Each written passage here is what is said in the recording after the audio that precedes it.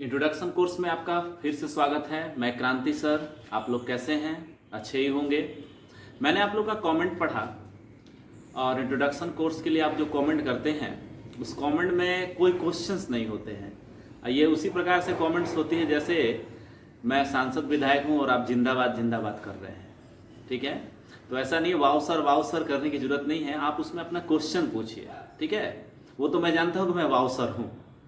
Okay, तो इसमें आप लोग को ये नहीं कि आप चल दिए भाई वाव sir thank you sir so much sir, ऐसा नहीं है।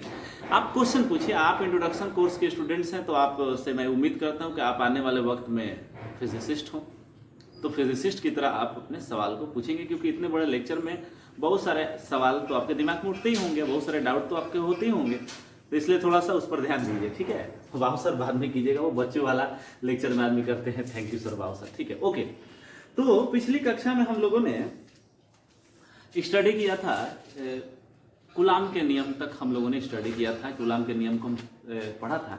मैं वहीं से थोड़ा सा आपको एक बार फिर रिव्यू कर रहा हूं। कुलाम लॉ,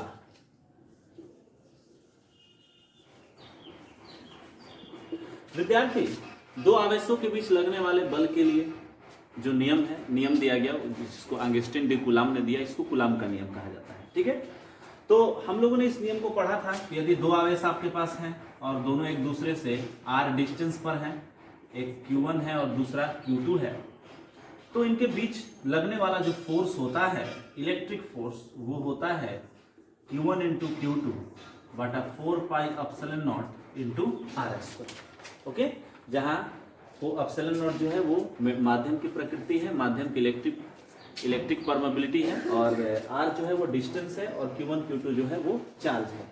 थोड़ा सा मैं इसको एक नए तरीके से एक्सप्लेन कर रहा हूं। ठीक है विद्यार्थी, मैं इस कुलाम के नियम में जो टर्म्स हैं उनको मैं अलग अलग तोड़ रहा हूं। तो इलेक्ट्रिक फोर्स Fe वेक्टर के तौर पर मैं इसको लिख रहा हूं, equal to 1 by epsilon naught. ये देखिए फर्स्ट टर्म, ये जो एप्सिलॉन नॉट वाला टर्म है इसको मैंने यहां पर लिखा है, और ये टर्म कितना मैंने लिख दिया 1 बाई एप्सिलॉन नॉट। उसके बाद सेकेंड टर्म में लिख रहा हूं इंटू 1 बाटा 4 पाई स्क्वायर। उसके बाद मैं लिख रहा हूं third term q1 into q2, और उसके बाद मैं फोर्थ टर्म लिख रहा हूं जिसको मैंने डिनोट किया है r कैप्स। अब देखिए यहां पर फोर्थ टर्म है, ये जो फर्स्ट टर्म्स है ये बताता है आपको मीडियम की प्रकृति, मीडियम की property of medium, property of medium का क्या मतलब है?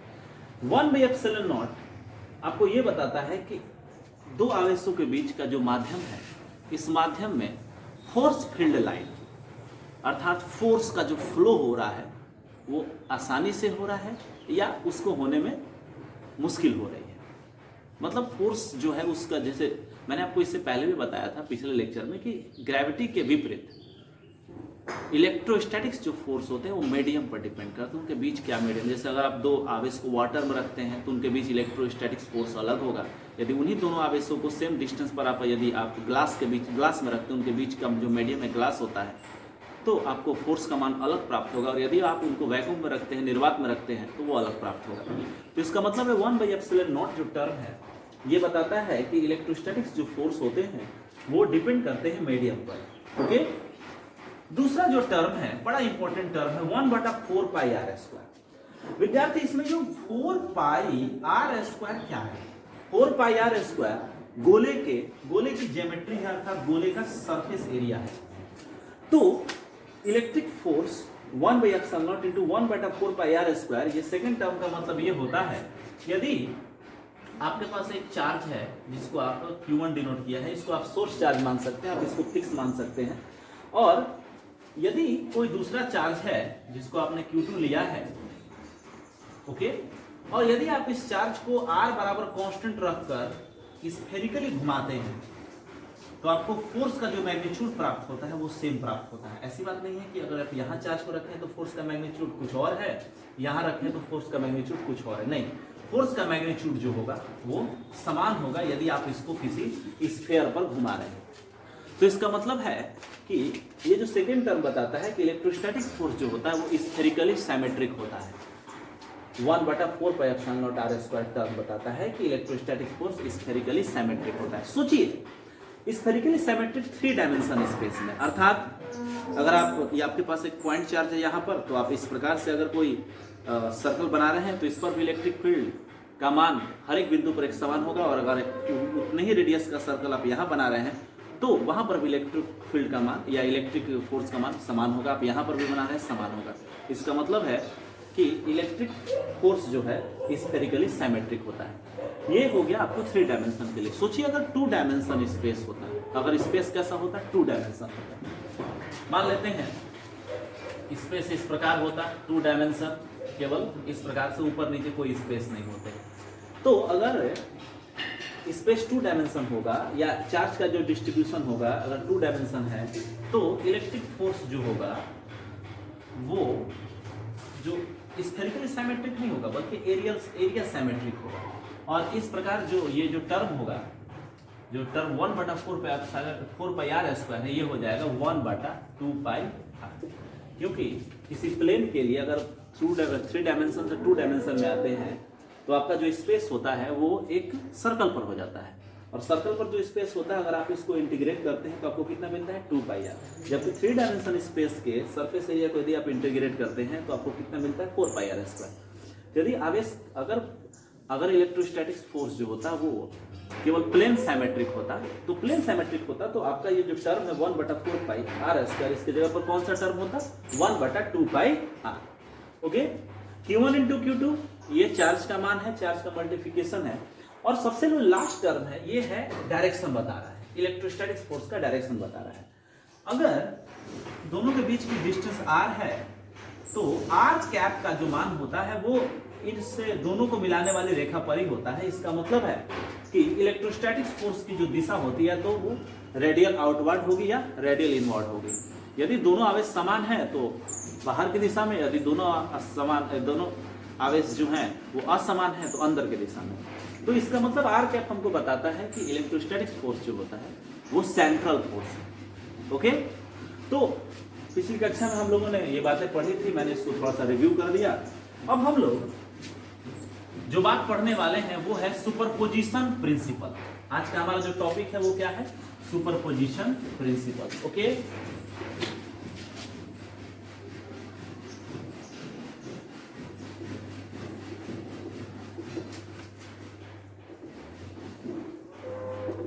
Superposition principle. विद्यार्थी आइए हम सुपरपोजिशन प्रिंसिपल को समझने का प्रयास करते हैं। सबसे पहले एक सिंपल डेमोन्स्ट्रेशन करते हैं, और इस डेमोन्स्ट्रेशन में कल्पना कीजिए कि आप तालाब के किनारे खड़े हैं।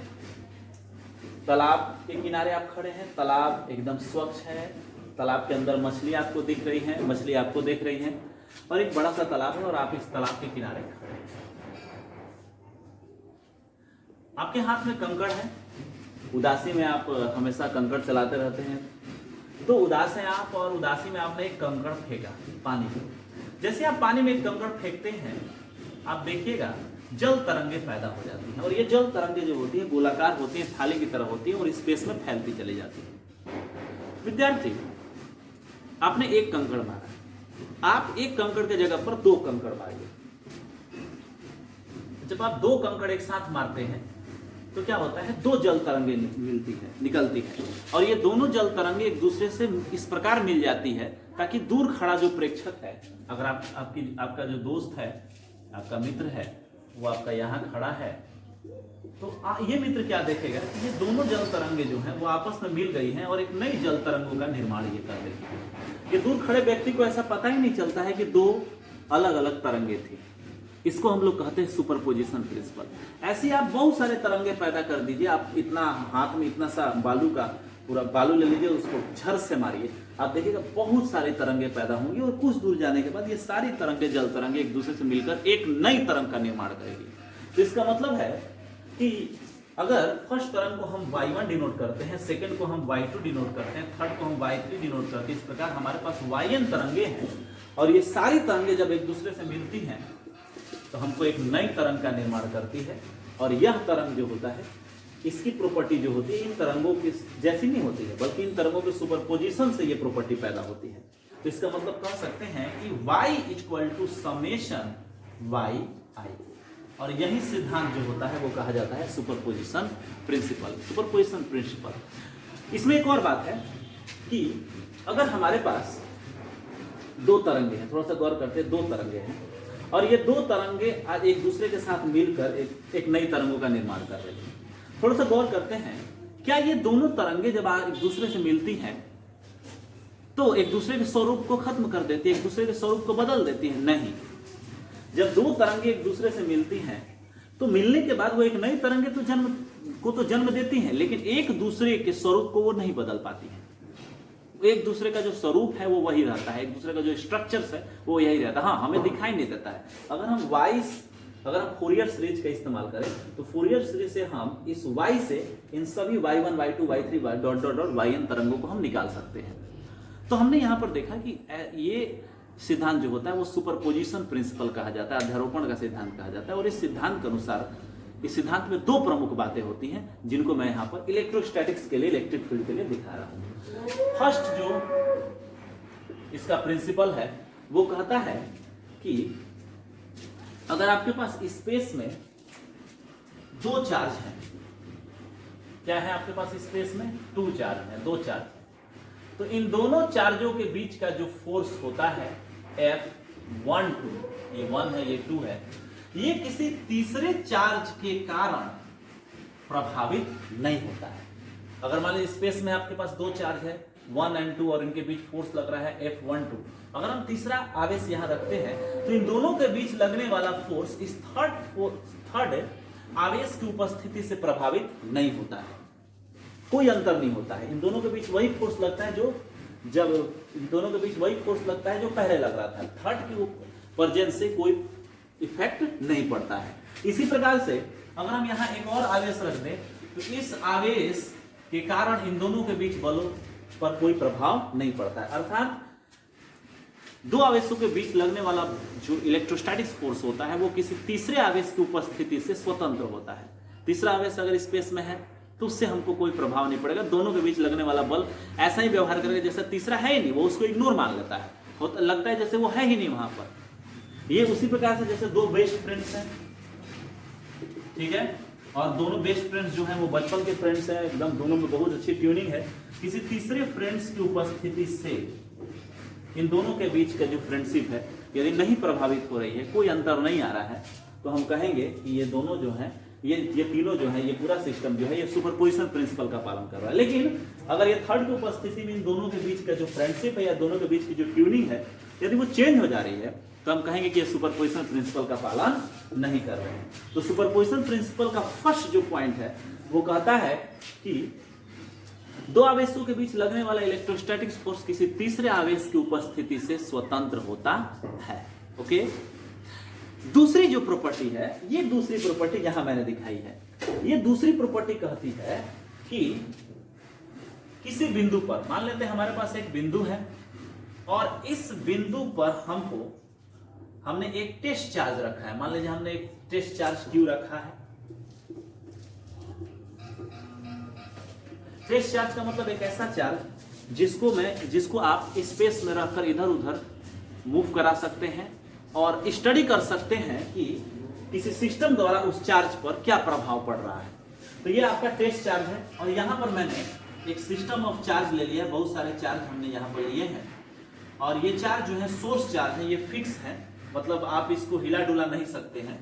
तो इसको हम लोग बोल रहे हैं जो सोर्स चार्ज Q3 और ये हो जाएगा Qn। इस प्रकार से n चार्ज है, ये हो गया आपको सोर्स चार्ज। टेस्ट चार्ज को आप प्रोब भी लिख सकते हैं। अब थोड़ा सा मैं आपको ये समझा देता हूं कि सोर्स चार्ज की प्रकृति क्या होनी चाहिए। क्या सोर्स चार्ज कोई डिफरेंट प्रकार का चार्ज है या फिर यही चार्ज है और उसको हम सोर्स कह रहे हैं? विद्यार्थी आइए हम बात करते हैं ग्रेविटी पर थोड़ा सा। विद्यार्थी, ये आपकी पृथ्वी और ये है एप्पल, ये एप्पल का ट्री है, एप्पल ट्री है और इस पर एप्पल फरा हुआ है। क्योंकि एप्पल हम नहीं लेते, हमारे यहाँ एप्पल होता नहीं है, ये जम्मू कश्मीर में हम है नहीं, हमारे यहाँ मैंगो होता है, ठीक है। मैंगो ट्री है, मैंगो ट्री ले लो, पर्पल ट्री ले लो, जो तुमको लेना है वो ले सकते हो, ठीक है। एप्पल मत लेना, एप्पल हमारे यहाँ होता नहीं है, ठीक है।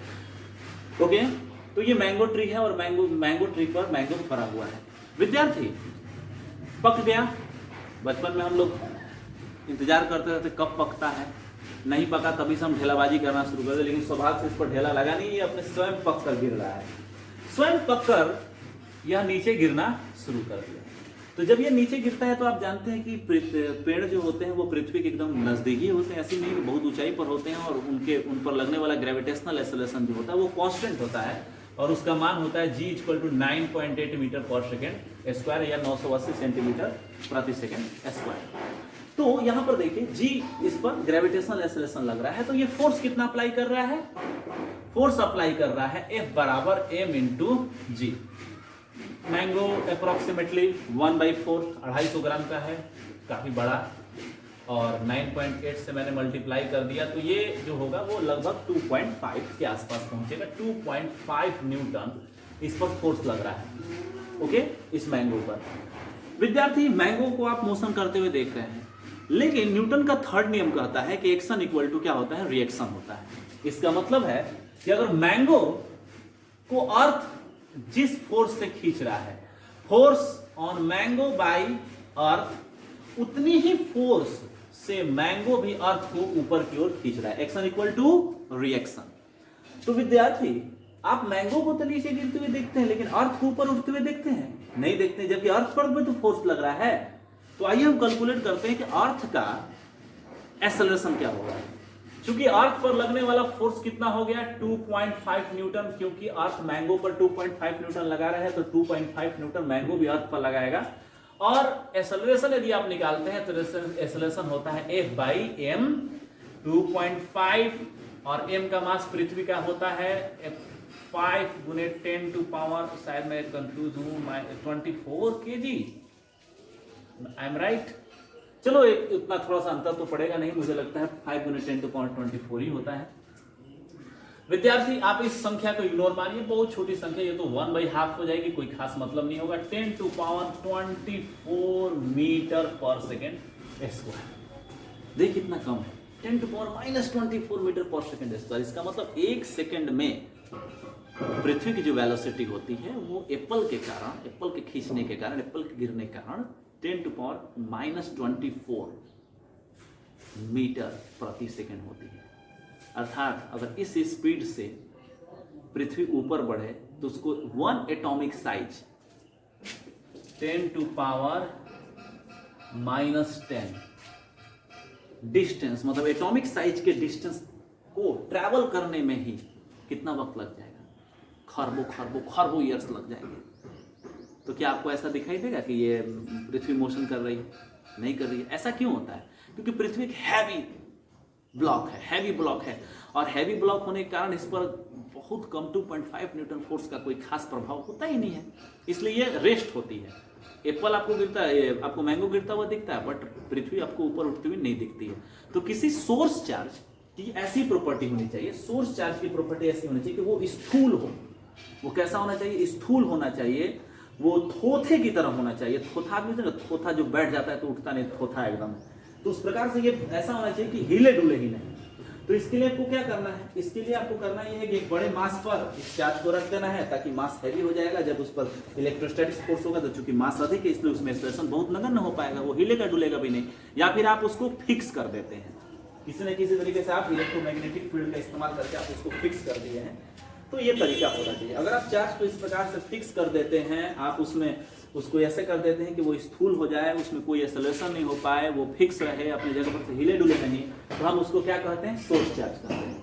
और यदि आप चार्ज को फ्री छोड़ देते हैं, मतलब आप उसको, अगर उस पर फोर्स लगे तो वो एक्सेलरेट कर सकता है, अपने पोजीशन को बदल सकता है, स्थूल नहीं है, तो आप उसको टेस्ट चार्ज या प्रोब कर सकते हैं, प्रोब चार्ज कर सकते हैं। ओके, यहाँ पर ये क्या हो गया? सोर्स चार्ज है, और यहाँ पर ये क्या है? टेस्ट चार्ज है। ओके, तो अब यहाँ पर क्या है कि अगर इस टेस्ट चार्ज के ऊपर आपको इलेक्ट्रिक फोर्स की गणना करनी है, तो सुपरपोजिशन प्रिंसिपल कहता है कि इस टेस्ट चार्ज पर सिस्टम के सभी चार्ज फोर्स अप्लाई करते हैं। जैसे ये F1 हो गया 1 के द्वारा, ये फोर्स हो गया F2 2 के द्वारा, ये फोर्स हो गया F3 3 के द्वारा, अगर और ये फोर्स हो गया Fn n के द्वारा। हो सकता है कोई इसमें पॉजिटिव हो कोई नेगेटिव हो। तो विद्यार्थी अगर आप टेस्ट चार्ज पर फोर्स की गणना करना चाहते हैं due to system of charge या सिस्टम ऑफ चार्ज के द्वारा, तो आप प्रत्येक चार्ज के द्वारा टेस्ट चार्ज पर लगने वाले इलेक्ट्रिक फोर्स का वेक्टर सम करेंगे, सदिशीय योगफल करेंगे, वेक्टर सम करेंगे। तो हम कह सकते हैं किसी बिंदु पर या किसी टेस्ट चार्ज पर लगने वाला फोर्स सिस्टम में उपस्थित सभी आवेशों के कारण लगने वाले फोर्स का वेक्टर सम होता है। पहला प्रिंसिपल क्या था? पहला प्रिंसिपल यह था कि दो आवेशों के बीच, दो चार्ज के बीच लगने वाला इलेक्ट्रोस्टैटिक्स फोर्स किसी तीसरे चार्ज की उपस्थिति से प्रभावित नहीं होता है। और दूसरा सुपरपोजिशन प्रिंसिपल का जो दूसरा पॉइंट होता है वो होता है कि किसी टेस्ट चार्ज पर लगने वाला फोर्स उन सिस्टम में उपस्थित सभी चार्ज के कारण उस टेस्ट चार्ज पर लगने वाले फोर्स का वेक्टर सम होता है, सदिशी योगफल होता है। ओके, तो हम क्या लिख सकते हैं? हम लिख सकते हैं F on charge Q equal to F1 vector plus F2 vector plus F3 vector plus dot dot dot plus Fn vector, so that हम राइट कर सकते हैं F at Q equal to summation F I equal to 1 से n तक। क्योंकि ये तो force के पद में हो गया, अगर हम इसको अपने रूल जो इलेक्ट्रोस्टैटिक्स का रूल है उसके पद में यदि हम लिखते हैं तो हम क्या लिखेंगे? यदि हम उसके पद में लिखते हैं तो हम इसको लिखेंगे F Q equal to summation Q I capital Q। Qi क्या है? ये 1 2 3 4 Q1 Q2 Q3 Q4 को मैंने क्या लिख दिया है? Qi, i बराबर 1 2 3 4 5 6 कुछ भी हो सकता है। और कैपिटल Q जो है वो टेस्ट चार्ज है, क्योंकि ये सभी जो चार्ज हैं सिस्टम के वो टेस्ट चार्ज पर ही फोर्स लगा रहे हैं, क्योंकि ये टेस्ट आपस में भी लगा रहे हैं। Q1 Q2 पर लगा रहा है, Q2 Q3 पर लगा रहा है, Q3 Q1 पर लगा रहा है, Q1 1 पर लगा रहा है। लेकिन हमको उसकी गणना नहीं करनी, हम केवल कैपिटल Q पर गणना कर रहे हैं, क्योंकि हम इंटरेस्टेड हैं कैपिटल Q पर। 4 pi epsilon not into RI क्या है? ये डिस्टेंस है। जैसे ये हो गया R1 फर्स्ट चार्ज से Q के लिए, सेकंड चार्ज से कैपिटल टेस्ट चार्ज के लिए R2, थर्ड चार्ज से टेस्ट चार्ज के लिए R3 और nth चार्ज से टेस्ट चार्ज के लिए Rn, जिसको मैंने क्या लिख दिया है? RI लिख दिया है। ओके, I इक्वल टू 1 से n के बीच। ओके, तो ये जो आपको फॉर्मूला मिल रहा है, ये फॉर्मूला जो है वो आपको बताता है कि किसी टेस्ट चार्ज पर किसी सिस्टम ऑफ चार्ज के कारण कितना फोर्स लग रहा है। तो आपने सुपरपोजिशन प्रिंसिपल समझा, और सुपरपोजिशन प्रिंसिपल जो है वो केवल इलेक्ट्रोस्टैटिक्स में ही अप्लाई नहीं होता है, वो वेव थ्योरी में भी अप्लाई होता है, मैथमेटिक्स में भी अप्लाई होता है। मुझे लगता है ब्रह्मांड में बहुत सारे इवेंट्स को, घटनाओं को हम लोग सुपरपोजिशन प्रिंसिपल से समझ सकते हैं। जैसे अगर आप ECG कराते हैं तो आपके हार्ट का जो ECG आता है, उस ECG में जो आपके वॉल्व होते हैं, क्योंकि मुझे तो ज़्यादा बायोलॉजी मालूम नहीं है तो मैं उतना ज़्यादा डीप में नहीं जाऊँगा, लेकिन मेरे मित्र जो हैं मनीष सर जो बायो पढ़ाते तो उन्होंने मुझे बताया कि जो वॉल्व का जो ऑसिलेशन होता है, वो ऑसिलेशन जो होता है उस ग्राफ में डिनोट किया रहता है। तो वो क्या ग्राफ क्या है? वो सुपरपोजिशन है, वो आपके हर एक वॉल्व का के ऑसिलेशन का सुपरपोजिशन है। और मैथमेटिशियन या जो आप ऐसा सॉफ्टवेयर बना हुआ है, मैथमेटिशियन ऐसे सॉफ्टवेयर बनाया है कि डॉक्टर्स जब उस चीज़ को देखते हैं या फिर उसको कंप्यूटर में लोग डालते हैं तो इससे स्पष्ट हो जाता है कि कौन सा वॉल्व का जो ऑसिलेशन है वो किस प्रकार से है, वो सही काम कर रहा है या नहीं काम कर रहा है। तो आप कोई भी ग्राफ है उसको सुपरपोजिशन करके अलग अलग कंपोनेंट में तोड़ सकते हैं। कम्युनिकेशन हो गया, जैसे मोबाइल से कम्युनिकेशन, सैटेलाइट से जो कम्युनिकेशन हो रहा है, ये सारे जो कम्युनिकेशन, या टीवी जो आपका चल रहा है, रेडियो बज रहा है, ये सारे जो कम्युनिकेशन हो रहे हैं, इनमें जो वेव होते हैं वो सुपरपोजिशन प्रिंसिपल का पालन करते हैं। वो बहुत सारे वेव्स एक दूसरे के साथ सुपरपोजिशन करके आप तक आते हैं। आप जिस चैनल को चालू करना चाहते हैं उस पर आप अपने फ्रीक्वेंसी को रखते हैं। तो ये मैं इन सब चीज़ों के बारे में थोड़ा बहुत पढ़ाऊंगा जो बेसिक फिजिक्स में आपको पढ़ना है। ओके, तो थोड़ा सा हम इसका एप्लीकेशन कर लेते हैं, सुपरपोजिशन प्रिंसिपल का हम थोड़ा सा एप्लीकेशन कर लेते हैं, और एप्लीकेशन करके हम थोड़ा सा इसको देखते हैं। ठीक है, तो आइए हम एक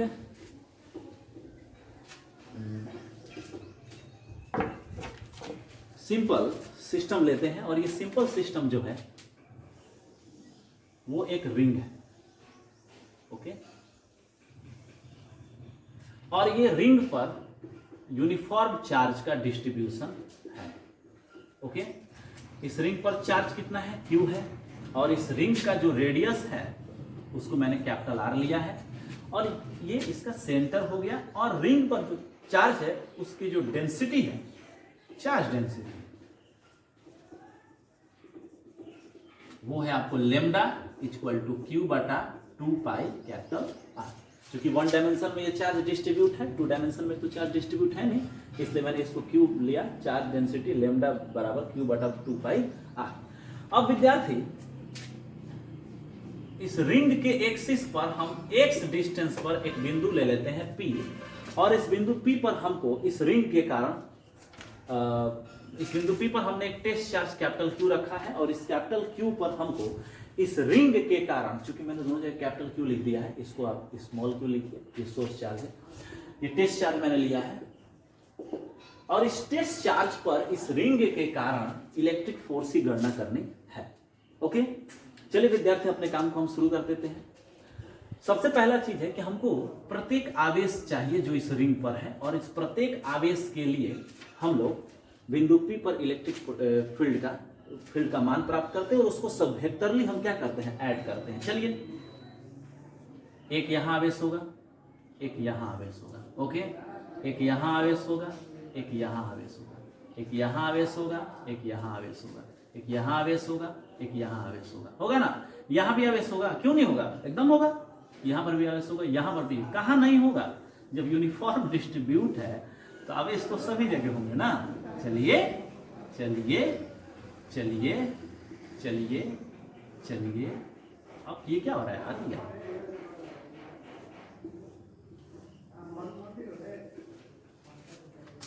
कर सकते हैं, कर सकते हैं। अगर सोचिए 10 के 10 टू पावर 18 आवेश इस पर है, मान लीजिए 1 कूलम मैंने रखा है, क्योंकि 1 कूलम बहुत बड़ा आवेश है, फिर भी मैंने रख दिया है, और 1 कूलम मैंने आवेश इस पर रखा है, तो इसका मतलब इस 1 कूलम आवेश पर नंबर ऑफ इलेक्ट्रॉन या नंबर ऑफ प्रोटॉन कितने हैं, 10 टू पावर 18, 6.25 गुना 10 टू पावर 18, मैंने 10 टू पावर 18 ले लिया है।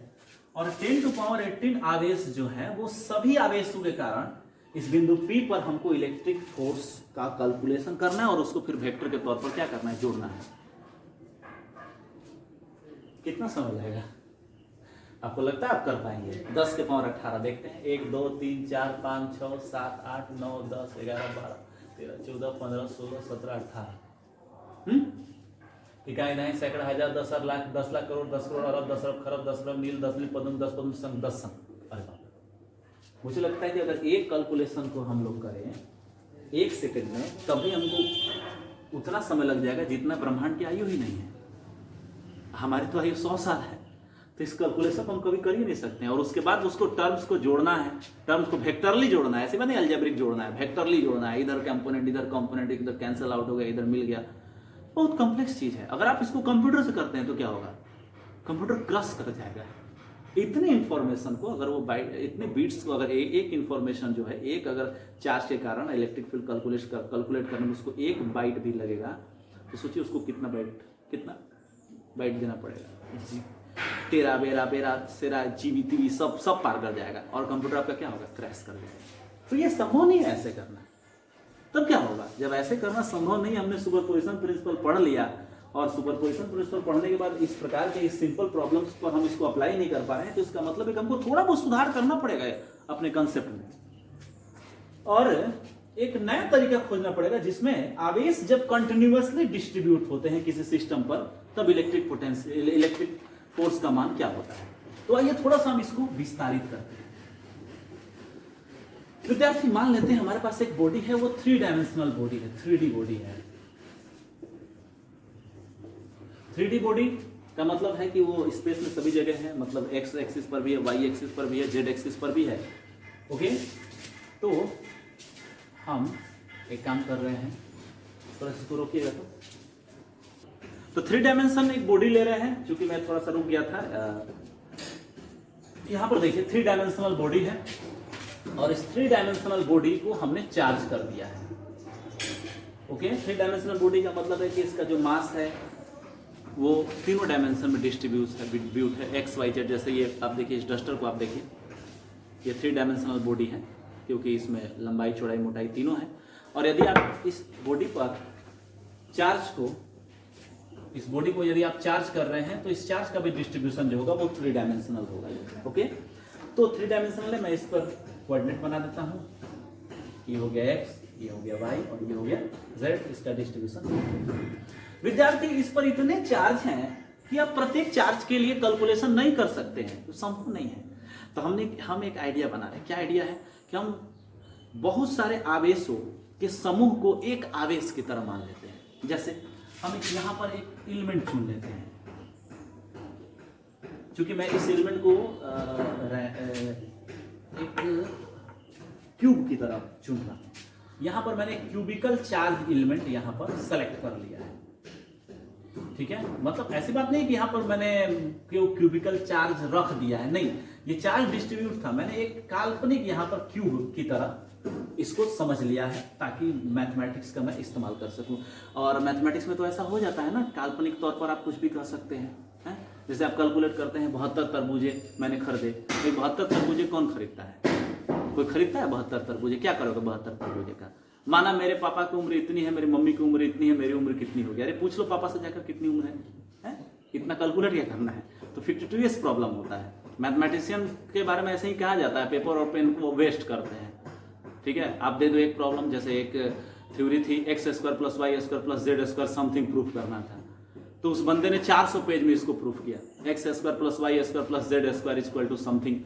और वो सेमिनार में गया और सेमिनार में किसी ने हाथ उठाया, पूछा कि सर हाँ इस पॉइंट पर नहीं समझ में आ रहा है। अब उस बंदे ने उस पॉइंट को समझाने के लिए क्या किया, 400 पेज की एक और किताब लिखी। तो मैथमेटिशियन ऐसे होते हैं, वो कल्पना में बहुत सारा चीज कर लेते हैं। माना फलाना है, माना ये है, माना वो है, होता कुछ नहीं है लेकिन माना है। लेकिन ये बहुत पावरफुल टूल है, एक बात आप जान लीजिए, क्योंकि कल्पना से ही हम आज यहाँ पहुंचे हैं। तो मैथमेटिशियन का सबसे ज्यादा योगदान है। अगर आपको एक अच्छा फिजिसिस्ट बनना है तो आपको सबसे पहले एक काम चलाओ मैथमेटिशियन तो बनना ही पड़ेगा। तो यहाँ पर आप देखिए, मैंने एक क्यूब चुन लिया है। मैं मैथमेटिशियन को बहुत सारी कहानी आपको सुनाऊंगा। फिजिसिस्ट वाले जो होते हैं वो पक्के यार होते हैं मैथमेटिशियन के, लेकिन टाइम पर भाग जाते हैं, मैं बताऊंगा क्यों। तो ये एक ब्लॉक हो गया और इस ब्लॉक क्यूब आपने चुन लिया और इस क्यूब पर जो चार्ज है इसको मैंने डिनोट किया है d3। और यदि आवेश 3 डायमेंशन स्पेस में डिस्ट्रीब्यूट है तो इसकी चार्ज डेंसिटी जो होगी इसको मैंने रो मान लिया है। ठीक है, बहुत सारे बच्चे मुझसे पूछते हैं कमेंट में, सर रो क्या है? रो एक संकेत हो गया जो डिनोट करेगा आवेश के घनत्व को, यदि वो किसी 3 डायमेंशन स्पेस में वितरित है। तो ऐसे नहीं कि रो कोई मतलब कोई क्या है, रो आ गया, ये क्या है? रो जो है चार्ज डेंसिटी है 3 डायमेंशन स्पेस के लिए, सिग्मा 2 डायमेंशन स्पेस के लिए, लेमडा 1 डायमेंशन स्पेस के लिए। ठीक है, अब भैया यूरोप वालों ने साइंस, मॉडर्न साइंस का विकास किया, तो भाई उनके ही डिनोटेशन में लिखे जाएंगे ना। अब हम लोग करते तो हमारे डिनोटेशन में लिखा जाएगा। आर्यभट्ट ने लिखा है अपने डिनोटेशन में, तो उसके बाद तो हम लोगों ने पढ़ना लिखना बंद कर दिया था लगता है। ठीक है, तो इसलिए हमारा डेवलपमेंट जो था वो नहीं हुआ, नहीं तो हम क ख ग अंगा लिखते। माना चार्ज डेंसिटी अंगा है, अंगा और ओम तो बहुत आता है। चलो कोई बात नहीं। चार्ज डेंसिटी कितना है? रो कूलाम प्रति मीटर क्यूब है, चूंकि 3 डायमेंशन स्पेस में, इसलिए मैंने कूलाम प्रति मीटर क्यूब लिखा है। तो यहां पर ये जो ब्लॉक मैंने चुना है, इस ब्लॉक पर जो चार्ज होगा वो हो जाएगा चार्ज डेंसिटी रो और एरिया वॉल्यूम एलिमेंट, इसका वॉल्यूम कितना होगा? तो dqx। अब सर ये dqx क्या है?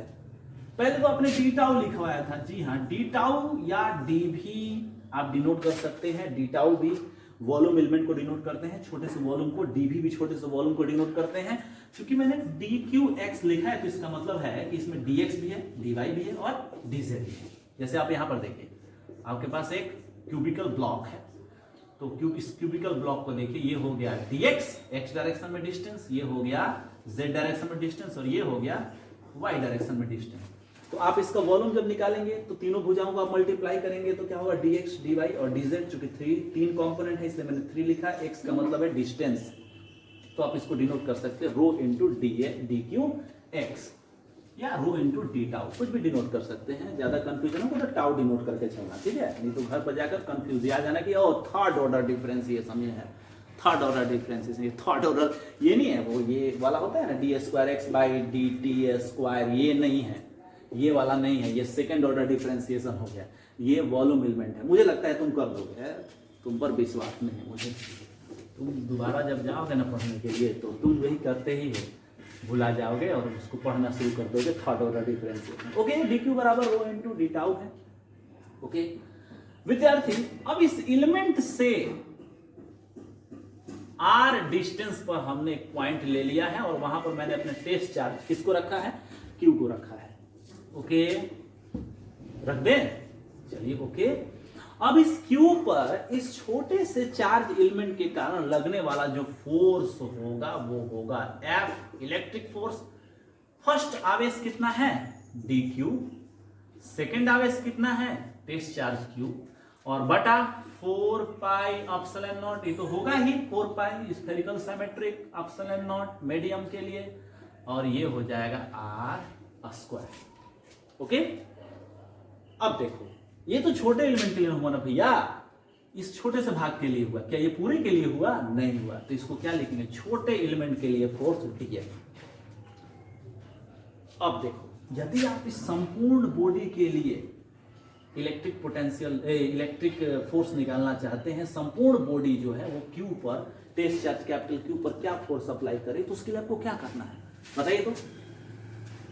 छोटे छोटे छोटे छोटे सारे एलिमेंट्स को क्या कर देना है, जो सम कर देना है। चलिए तो हम सम कर देते हैं इसको, सम ऑफ डीएफ, सम ऑफ, चूंकि बहुत सारे एलिमेंट्स हैं ना इसमें, तो कितना को सम करेंगे, तो इसके लिए हम क्या करते हैं, इसके लिए तकनीक है इंटीग्रेशन कर देना। क्या कर देना, इंटीग्रेशन कर देना। तो हम लिखेंगे इलेक्ट्रिक फोर्स टोटल इस बॉडी के कारण पॉइंट क्यू पर, या टोटल चार्ज डिस्ट्रीब्यूशन के कारण कैपिटल क्यू पर electric force equal to integration small element D Q बराबर रो इंटू डी टाउ के कारण इलेक्ट्रिक फोर्स का इंटीग्रेशन बराबर डी क्यू को हम लिखेंगे rho into D tau into capital Q divided by 4 pi epsilon naught into R square. अब देखो, अगर ये डिस्ट्रीब्यूशन यूनिफॉर्म है, एक समान है, मतलब इसकी जो डेंसिटी है इस ब्लॉक पर या इस बॉडी पर जो आवेश की डेंसिटी है सभी जगह एक जैसी है, तो तुम रो को क्या कर सकते हो, इंटीग्रेशन से बाहर निकाल सकते हो। अगर रो फंक्शन है आर का, अगर मान लो यहां पर तुम जाते हो तो आर का मान चेंज हो रहा है ना, यहां जा रहे हो तो आर का मान चेंज हो रहा है ना, यहां जा रहे हो आर का मान चेंज हो रहा है ना। अगर डेंसिटी का मान अलग अलग जगह पर अलग अलग है तो वो किसका फंक्शन होगा, आर का फंक्शन होगा, और तुम उसको इंटीग्रेशन से बाहर नहीं निकाल सकते हो। ओके क्यों, ये तो टेस्ट चार्ज है भैया, ये तो आप बाहर निकाल दो, ये तो कांस्टेंट है, 4 पे एप्सिलॉन नॉट कांस्टेंट है, आर कांस्टेंट नहीं है, क्योंकि अगर आप इस किनारे से पॉइंट पी की दूरी निकालोगे तो ये कम होगी, और इस लेफ्ट किनारे से निकालोगे तो ज्यादा होगी। ये आर का मान अलग होगा, ये आर का मान अलग होगा, क्योंकि आर केवल अदिश नहीं है, स्केलर नहीं है, वो वेक्टर भी है ना, तो इसलिए क्या होगा, आर भी इंटीग्रेशन से बाहर नहीं आएगा। तो ये तुम्हारा तरीका हो गया, जब तुम्हारा आवेश का जो डिस्ट्रीब्यूशन है वो कहां है, किसी 3 डायमेंशनल बॉडी पर है। अब अगर 2 डायमेंशनल बॉडी पर है तो मान लो तुम्हारे पास एक 2 डायमेंशनल बॉडी है, एक सरफेस है, सरफेस मतलब केवल इस पर सरफेस है, तो भैया ये 2 डायमेंशन हो गया। यहां पर मैंने एक एरिया एलिमेंट चुना dA, और यहां पर इस एरिया एलिमेंट पर आवेश है dQ बराबर सिग्मा इंटू dA। सिग्मा क्या है, चार्ज डेंसिटी है, ठीक है, 2 डायमेंशन के लिए चार्ज डेंसिटी या एरियल डेंसिटी इसको बोला जाता है, और सिग्मा इंटू डी आपको dQ हो गया, और इससे r डिस्टेंस पर एक पॉइंट P लिया गया है, और इस पॉइंट P पर हमको इलेक्ट्रिक फोर्स कैलकुलेट करना है, यदि हमने एक टेस्ट चार्ज Q यहां पर रखा है। तो बस वही स्ट्रेटजी है आपके लिए, हो जाएगा dF, ऐसा इस एलिमेंट के कारण पॉइंट P पर रखे टेस्ट चार्ज Q पर फोर्स, तो हो जाएगा dQ इंटू Q बटा 4 pi epsilon naught into R square. D q कितना है विद्यार्थी? डी क्यू है आपको sigma into D A into capital Q 4 pi epsilon naught into R square. Integration यदि आप करते हैं तो आपको समस्त सिस्टम के कारण, इस समस्त चार्ज सिस्टम के कारण बिंदु P पर रखे कैपिटल Q चार्ज पर लगने वाला इलेक्ट्रिक फोर्स प्राप्त हो जाएगा। अब यहां पर भी वही स्ट्रेटजी है। अगर सिग्मा कांस्टेंट है, वो अलग अलग पोजीशन पर अलग अलग उसका मान नहीं है, यूनिफॉर्म चार्ज डिस्ट्रीब्यूशन है, तो सिग्मा को आप इंटीग्रेशन से बाहर निकाल दोगे, अगर नहीं है तो इंटीग्रेशन के अंदर ही रखोगे, ठीक है। और आर स्क्वायर तो इंटीग्रेशन के अंदर ही रहेगा। इसी प्रकार से यदि लाइन डिस्ट्रीब्यूशन है 1 डायमेंशन, ये किसके लिए हो गया? 2D के लिए हो गया। ये हो गया 1D के लिए, अर्थात आवेश का जो डिस्ट्रीब्यूशन है वो केवल किस पर है? किसी लाइन पर है, रेखा पर है। ओके, तो लाइन या रेखा पर यदि इसका डिस्ट्रीब्यूशन है, और तो यहाँ पर हम छोटा सा एलिमेंट चुनते हैं, और इस एलिमेंट का जो चार्ज होगा डी क्यू बराबर होगा लेमडा, और यदि इसकी ऊंचाई जो है उसको हम dl ले रहे हैं, या इसकी जो स्ट्रिप की जो मोटाई है उसको हम dl ले रहे हैं, तो आपका हो जाएगा डी क्यू बराबर लेमडा इंटू dl। और इससे x डिस्टेंस पर, चूंकि 1 डायमेंशन में है तो मैंने इसको x लिया है, x डिस्टेंस पर यदि कोई बिंदु P है, तो इस बिंदु P पर यदि आपने कैपिटल Q चार्ज रखा है, तो इस पर लगने वाला जो फोर्स होगा वो integration D Q into capital Q, first आवेश डी क्यू, सेकेंड आवेश कैपिटल Q बटा 4 pi epsilon naught into X square होगा। F इक्वल टू आप लिख सकते हैं लेमडा इंटू DL क्यू बटा 4 pi epsilon naught into X square. तो इस प्रकार से आप किसी यूनिफॉर्म डिस्ट्रीब्यूशन या नॉन यूनिफॉर्म डिस्ट्रीब्यूशन पर यदि चार्ज का डिस्ट्रीब्यूशन है, तो उसके कारण आप स्पेस में रखे किसी बिंदु पर टेस्ट चार्ज पर लगने वाले फोर्स का कैलकुलेशन कर सकते हैं। आगे हम क्या करेंगे कि इस थ्योरी का एप्लीकेशन करेंगे, और एप्लीकेशन करके एक प्रॉब्लम को हम सॉल्व करेंगे ताकि हमारी ये थ्योरी जो है कंप्लीट हो सके। ठीक है, स्टॉप कीजिएगा। ओके, तो मैंने थोड़ा सा इंक डालने के लिए स्टॉप किया था। इंक मैंने डाल लिया क्योंकि इंक बहुत खत्म हो रहा है।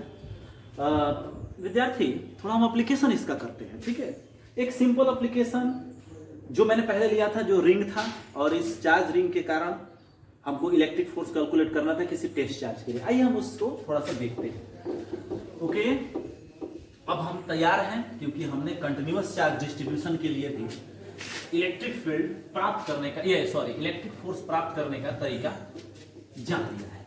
अब हम उसका एप्लीकेशन करके अपने कॉन्सेप्ट को और अच्छी तरह से क्लियर कर लेते हैं ताकि आज आगे हमें चलने में आसानी हो सके।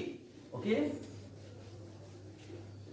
तो आइए हम एक रिंग लेते हैं, और ये रिंग चार्ज है, चार्ज्ड रिंग। ओके, ये रिंग जो है उसको मैंने थोड़ा मोटा दिखा दिया, ऐसे ये चार्ज रिंग है, और इस रिंग पर आवेश का जो वितरण है वो यूनिफॉर्म मैंने ले लिया। क्योंकि सिंपल एप्लीकेशन मैं कर रहा हूं, नॉन यूनिफॉर्म भी हो सकता है, लेकिन मैंने इसको यूनिफॉर्म लिया है। और इस रिंग का जो रेडियस है वो कैपिटल R है, इसका सेंटर C है, और इस सेंटर से गुजरने वाला जो एक्सिस है, अक्ष है, उस अक्ष पर एक बिंदु मैंने लिया है, और इस बिंदु P पर हम लोग एक टेस्ट चार्ज Q को रख रहे हैं, और ये x डिस्टेंस पर है सेंटर से, और यहाँ पर हमको इलेक्ट्रिक फोर्स कैलकुलेट करना है इस रिंग के कारण। रिंग पर चार्ज हमने क्यों लिया है? क्योंकि ये जो डिस्ट्रीब्यूशन है, ये डिस्ट्रीब्यूशन रिंग पर है, और रिंग जो है वो मिलकर कैसा इस प्लेन बना रहा है, 2 डायमेंशनल प्लेन बना रहा है। देखिए, अगर आप कोई रिंग लेते हैं तो रिंग का जो प्लेन होता है वो 2 डायमेंशनल होता है, लेकिन अगर आप स्फीयर लीजिएगा तो वो कैसा होगा, 3 डायमेंशन होगा। तो 2 डायमेंशनल प्लेन है, लेकिन 2 डायमेंशनल प्लेन तो है, लेकिन आवेश का जो डिस्ट्रीब्यूशन है वो केवल और केवल रिंग के सरफेस पर है, रिंग के पेरिफेरी पर है, और रिंग के पेरिफेरी अर्थात परिधि पर है। तो इसका मतलब है कि चार्ज डेंसिटी जो होगा उसको मैं लेमडा लूंगा, क्योंकि ये केवल लाइन पर है। अब देखिए, एक लंबी लाइन है और इस पर चार्ज है, और आप इन दोनों सिरों को अगर मिला देते हैं तो क्या बन जाएगा, सर्किल बन जाएगा। ठीक है, एक रिंग बन जाएगा। तो लेमडा बराबर होगा Q बटा 2 पाई कैपिटल R। जरूरत पड़ेगी तो इसका हम एप्लीकेशन करेंगे। ओके विद्यार्थी, तो यहाँ पर क्या है कि आवेश का डिस्ट्रीब्यूशन जो है वो कंटिन्यूअस है, यूनिफॉर्म है। तो पॉइंट Q पर यदि हमको इलेक्ट्रिक फील्ड निकालना है तो हम यहाँ पर एक छोटा सा एलिमेंट चुन लेते हैं। मैंने क्या किया, एक छोटा सा एलिमेंट चुना। सबसे पहले मैं यहाँ एलिमेंट चुनता हूँ और इस एलिमेंट्स का जो ये जो एलिमेंट है इसकी जो लंबाई मैंने चुनी है इसको मैंने मान लिया है dl, ये लेंथ एलिमेंट लिया है dl, और इस पर आवेश हो जाएगा dq बराबर लेमडा इंटू dl। ओके, और इस स्मॉल एलिमेंट से यह पॉइंट चार्ज q जो है, जो टेस्ट चार्ज है, वो कितने डिस्टेंस पर है, r डिस्टेंस पर है। ओके विद्यार्थी, यदि इस रिंग का रेडियस कैपिटल R है तो ये भी डिस्टेंस कितना हो जाएगा, कैपिटल R हो जाएगा। विद्यार्थी थोड़ा सा गौर करते हैं, ये है x आधार हो गया, ये है R लंब हो गया, और ये हो गया हाइपोटेन्यूज जिसको हम कर्ण कहते हैं। तो ये R जो है वो कितनी डिस्टेंस पर हो जाएगा, x स्क्वायर प्लस में कैपिटल R स्क्वायर डिस्टेंस पर हो गया। ओके, तो यहाँ पर जो छोटा सा एलिमेंट है dl मैंने चुना है और उसका आवेश dq है बराबर लेमडा इंटू dl है। यह dq चार्ज कैपिटल Q पर एक फोर्स अप्लाई करता है और इस फोर्स की जो दिशा होती है वो दोनों को मिलाने वाली रेखा के अनुदिश होती है, क्योंकि सेंट्रल फोर्स है। तो फोर्स की दिशा क्या होगी, dF। क्योंकि ये अपर पार्ट है इसलिए इसको अप मैंने लिख दिया, ये अपर एलिमेंट मैंने चुना है इसलिए मैंने अप लिख दिया, लिखने की जरूरत नहीं है, मैंने लिख दिया है। और ये हो जाएगा आपको, फर्स्ट चार्ज है dQ, सेकेंड चार्ज है capital Q, 4 pi epsilon naught, बीच का जो डिस्टेंस है x square plus r square है। क्योंकि dq को आप क्या लिख सकते हैं, लेमडा इंटू dl लिख सकते हैं। ओके, ये हो गया आपको। अब अपर पार्ट का जो एलिमेंट मैंने चुना है उसके कारण आपका जो है ये इलेक्ट्रिक फोर्स हो गया। आप ये लोअर पार्ट लीजिए, डाउन पार्ट। डाउन पार्ट पर भी इतना ही, ऐसा ही एलिमेंट चुनिए, dl लेंथ का है और उस पर चार्ज जो होगा वो dq बराबर होगा लेमडा इंटू dl। और यह जो है वो भी सेम डिस्टेंस पर है, कहां से, पॉइंट P से, और इसका भी मान होगा root under x square plus r square. और इस डाउन पार्ट के कारण, डाउन एलिमेंट के कारण, DOWN, डाउन एलिमेंट के कारण जो आपका इलेक्ट्रिक फोर्स होगा वो होगा लेमडा इंटू dl, dq के लिए कैपिटल Q टेस्ट चार्ज के लिए 4 pi epsilon naught root under x square plus r square.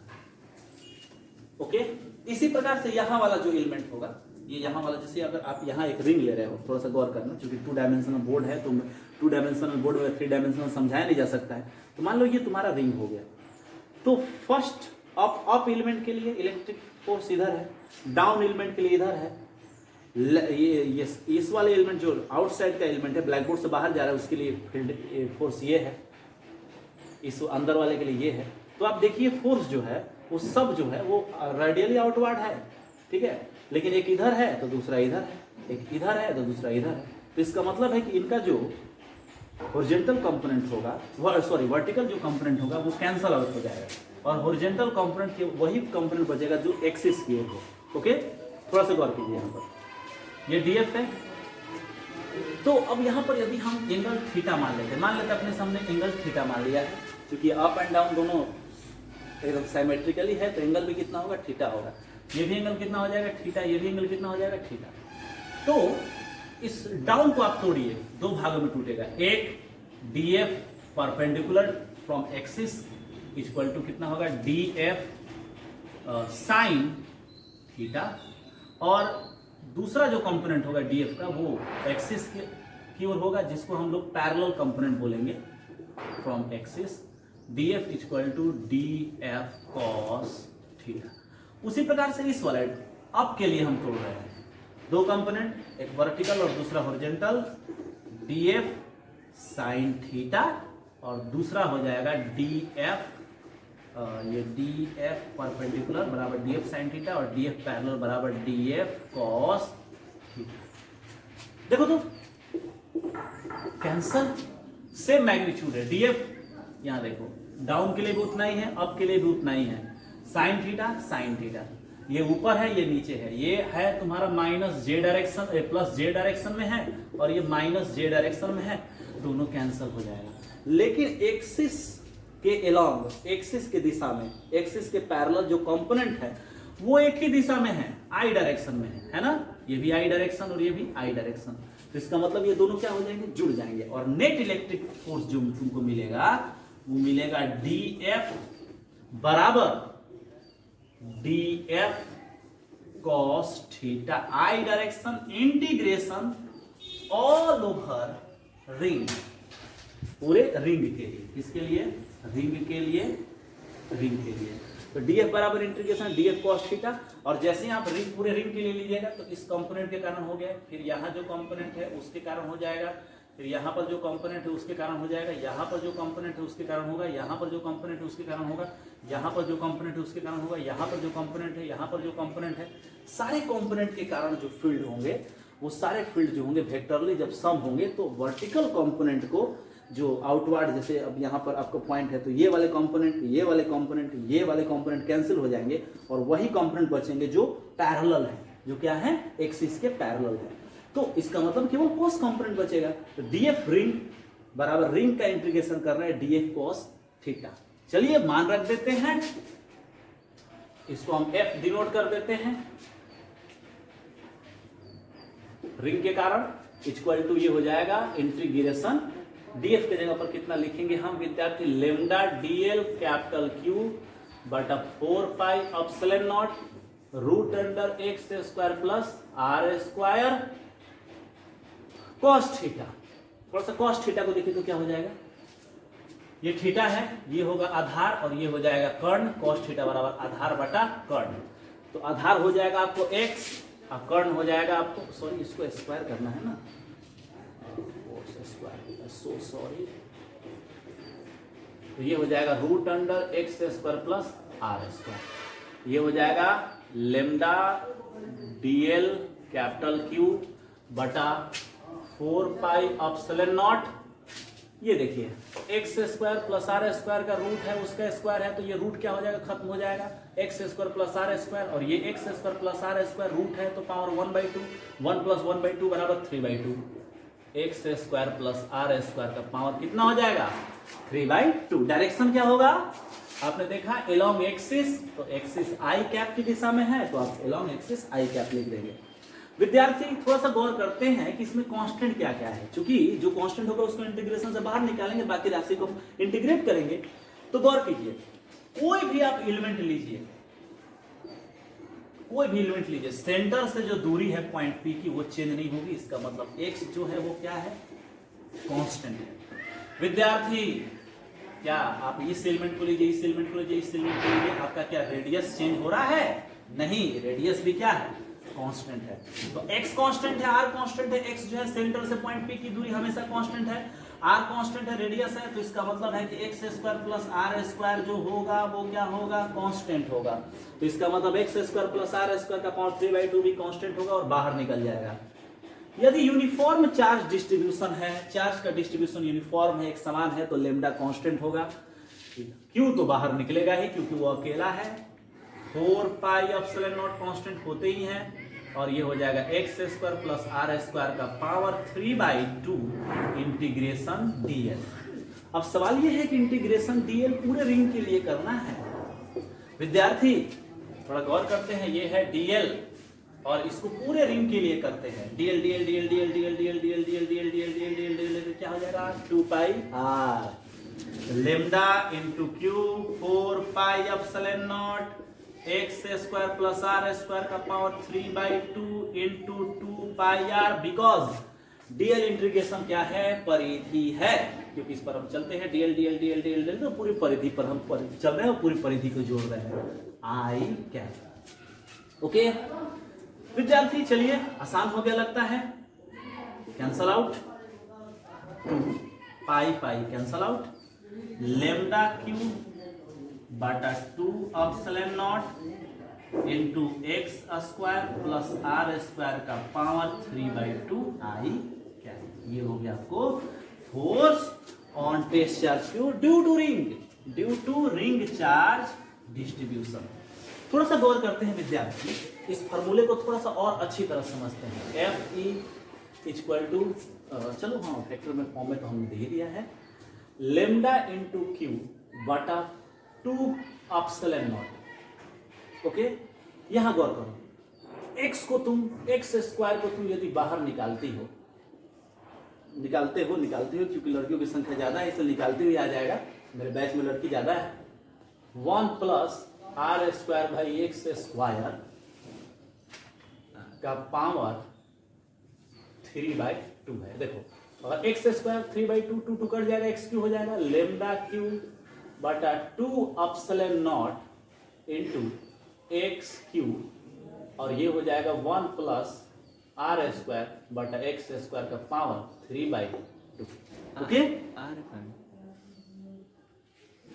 Okay सही है, हाँ सही है। आई डायरेक्शन एफ ई तुम इस प्रकार लिख सकते हो। थोड़ा सा गौर करो, यदि तुम रिंग के सेंटर से बहुत दूर हो, मतलब तुम्हारा एक्स जो है वो फार फार ग्रेटर देन क्या है, रेडियस आर है, बहुत दूर हो, जैसे आप इस रिंग को आप 2 किलोमीटर 3 किलोमीटर दूर जाकर देख रहे हो, तो बहुत ज्यादा दूर हो गया, लेकिन मान लो देख रहे हो, तो इसका मतलब x बहुत बड़ा है r से, तो इसका मतलब r by x tends to 0 होगा, और r square by x square तो लम्बा इक्वल टू क्या है, अप्रोक्सीमेटली क्या, टोटली 0 हो जाएगा। तो ये टर्म क्या हो जाएगा, 0, और तुम्हारी एफ ई बराबर होगा लेमडा क्यू बटा 2 एप्सिलॉन नॉट एक्स क्यू, और ये टर्म 0 हो गया, तो 1 का पावर 3/2 1 ही हो जाएगा। आई कुछ खास समझ, तो कुछ खास इसमें विशेष तो हमको कुछ मिल नहीं रहा है, आर का है, लेकिन एक मिनट, कौन सा ये वाला, oh sorry sorry sorry, thank you, यहाँ आर जो था वो तो छूट रहा था ना। ओके, तो ये यहाँ पर हो गया आपको आर, तो ये हो गया आपको, ये तब के लिए फोर्स हो गया जब आप इसको कैसे देख रहे हैं, बहुत डिस्टेंस पर जाकर देख रहे हैं। तो डिस्टेंस पर जाकर देख रहे हैं, lambda q into r 2 epsilon naught into x q. थोड़ा सा स्टॉप कीजिए,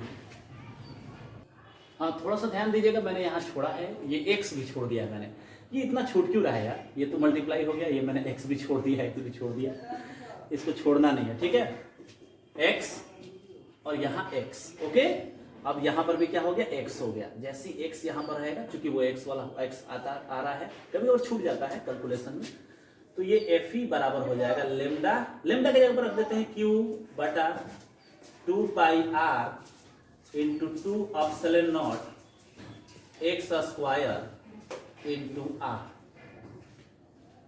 इंटू क्यू, आई डायरेक्शन। अब देखिए यहाँ पर फोर्स जो है वो 1 बटा आर स्क्वायर का फंक्शन हो गया, और फोर्स जो यदि 1 बटा आर स्क्वायर का फंक्शन हो गया, या डिस्टेंस 1 बटा एक्स स्क्वायर का फंक्शन हो गया, तो इसका मतलब है कि काफी डिस्टेंस पर जाने पर ये जो रिंग है कैसा व्यवहार करेगा, पॉइंट चार्ज की तरह यह व्यवहार करेगा, क्योंकि क्यू, तो वहां मैंने एक्स भी छोड़ दिया था, मैंने आपको बताया बहुत ज्यादा छूट रहा है क्योंकि मैं थोड़ा जल्दी में हूं लगता है, एक्स एक्स एक्स सभी जगह लेकर हम आ गए हैं। अब थोड़ा सा देखिए, यहाँ तो हमने क्लियर कर लिया कि r square by x square ज्यादा दूरी पर है, थोड़ा सा गौर कर लेते हैं, अगर हम एक्स को बहुत बहुत दूर ले रहे हैं रिंग से, तो x far far greater than r होगा, इसका मतलब r by x tends to कितना होगा, 0, इसके कारण ये जो टर्म होगा वो 0 हो जाएगा, और आपका इलेक्ट्रिक फोर्स जो होगा, लेमडा का मान हम रख देते हैं, वहां से थोड़ा कैमरा को वहां ले जाइए, वहां लेमडा है सबसे किनारे पर, वहां वहां वहां लेमडा इक्वल टू कितना है, क्यू बटा 2 पाई आर, क्यू बटा 2 पाई आर, ओके, और ऊपर कितना है, क्यू है, आर है, और एक एक्स है, और यहां पर हो गया आपको आई डायरेक्शन, और ये हो गया आपको एक्स क्यू, और ये तो 1 का पावर 3/2 1 ही हो जाएगा, और यहां पहले से कितना था, 2 एप्सिलॉन नॉट, तो देखिए आर आर कैंसल, और electric force equal to first charge पूरे रिंग के लिए क्यू हो गया, सेकेंड चार्ज हो गया टेस्ट, एक्स एक्स यहाँ कैंसल आउट, यहाँ एक्स स्क्वायर बचेगा, 2 2 4 पाई एप्सिलॉन नॉट और into x square i direction. अरे वाह, लग रहा है कि पॉइंट चार्ज के लिए हो गया, 2 पॉइंट चार्ज है, बहुत, अगर आप रिंग से काफी ज्यादा दूर चले जाते हैं तो रिंग ऐसा व्यवहार करता है जैसे ये पॉइंट चार्ज हो गया, और एक पॉइंट चार्ज हो गया स्मॉल क्यू, और एक हो गया कैपिटल क्यू, सेल थ्योरम के लिए ऐसा व्यवहार करेगा जैसे रिंग का समस्त चार्ज उसके सेंटर पर हो, स्मॉल क्यू कैपिटल क्यू का मल्टीप्लिकेशन हो गया, Q1 into Q2 4 pi epsilon naught, बीच का डिस्टेंस कितना है, एक्स स्क्वायर आई क्यू। तो इस प्रकार से ये रिंग दूर जाने पर कैसे व्यवहार करता है, ये व्यवहार करता है दूर जाने पर एक पॉइंट चार्ज की तरह। ओके, थोड़ा सा गौर करते हैं कि अगर हम रिंग के सेंटर पर आते हैं तो क्या होता है, रिंग के सेंटर पर, एट सेंटर, तो सेंटर पर जब हम आते हैं तो फोर्स हमारा हो जाएगा Fe equal to small Q capital q r into x बटा 2 पाई आर एक्स क्यू का पावर, सॉरी 2 एप्सिलॉन नॉट पहले से भी है, और 1 प्लस आपको हो जाएगा r square by x square का पावर 3/2। कुछ करना नहीं है, अप्रोक्सीमेशन करने की जरूरत नहीं है, सीधे अगर आप सेंटर बनाते हैं विद्यार्थी तो यहाँ देखिए सेंटर पर, यहाँ पर तो x का मान कितना हो जाएगा, x बराबर हो जाएगा 0, क्योंकि सेंटर पर आते हैं तो पॉइंट P उठकर यहाँ आ जाएगा, x का मान कितना हो जाएगा 0, x का मान 0, और जैसे ही x का मान 0 होगा टोटल फोर्स कितना हो जाएगा 0। इसका मतलब है कि यदि आप किसी रिंग के सेंटर पर आ रहे हैं तो आपको वहां पर यदि आपने कोई टेस्ट चार्ज कैपिटल क्यू रखा है तो उस पर लगने वाला फोर्स कितना होगा 0 होगा। ओके, तो इस प्रकार से मैंने एक यूनिफॉर्म चार्ज रिंग के लिए इलेक्ट्रिक फील्ड कैलकुलेट किया है यदि उसके एक्सिस पर कोई कैपिटल क्यू चार्ज हमने रखा है। तो आज की कक्षा में यहीं तक समाप्त करूंगा। आपसे ये कहना चाहता हूं कि आप जो वीडियो को देखिए तो इस पर सवाल कीजिए, जो आपको प्रॉब्लम है उसको कमेंट बॉक्स में आप कोशिश कीजिए भेजने के लिए, ठीक है। वाव सर, जिंदाबाद सर, ये सब करने की जरूरत नहीं है, क्वेश्चन भेजिएगा ताकि हम प्रोडक्टिव वर्क कर सकें, हम आगे जब पढ़ाएं तो उन चीज़ों को हम क्लियर कर सकें और आपको और नई जानकारियाँ दे सकें। थैंक यू, फिर नेक्स्ट लेक्चर में आपसे मिलेंगे।